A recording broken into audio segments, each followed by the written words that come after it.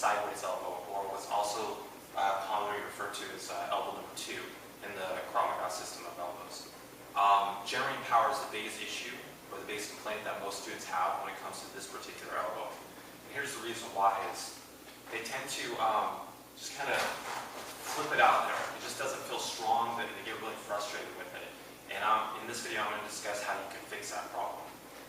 In my opinion, the biggest thing you can do to get power in this particular elbow strike is to make sure that you're starting the elbow in the correct position. And this is what I mean is, take the front of your shoulder, put it out in front, and then take your elbow and line it up with that. And then from here, take your chin, put it behind your shoulder so you're protecting yourself against the bad guy here. This should be the correct starting position for the elbow.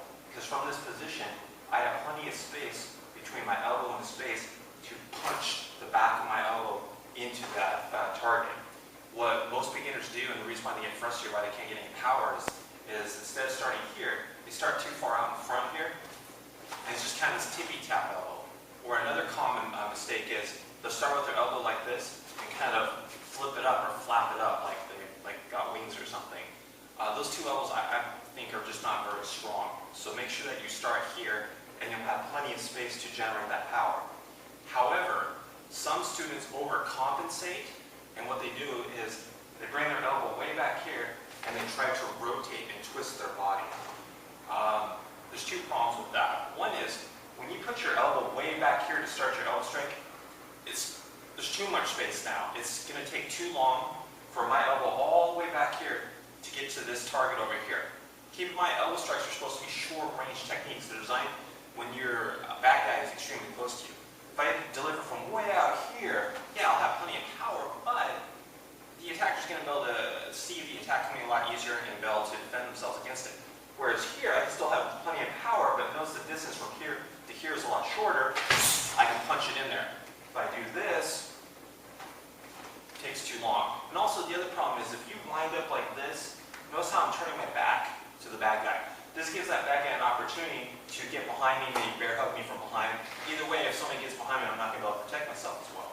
So that's basically the correct way to generate power in this particular elbow, is that you don't want to start with your elbow too close, but at the same time, you don't want to start too far away. Just take the front of your shoulder, line that elbow up from there, and then from that position, deliver the elbow strike.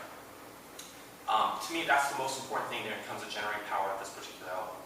Now, another thing you can do to enhance it a little bit more is to add a slight lean with your body as you deliver the strike. So if you watch my hips, the distribution of my weight as I'm delivering the strike, notice now on impact, I've got more weight on my leg that's closest to the target. This one doesn't have very much weight on it. Now, don't do this. Don't let this foot come off the ground, now you're off balance. It should be a real subtle. I still should be making contact with this foot. Now most of the weight's on this leg. That's okay. Alright?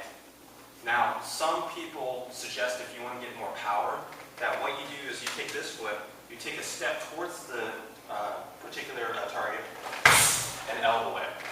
And I agree in the sense that you will get plenty of power with this elbow strike if you do add the step.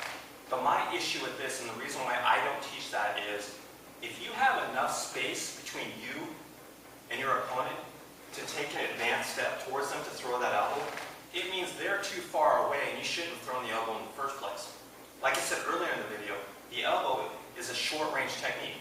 If my attacker is this far away from me here, I shouldn't be trying to elbow him here.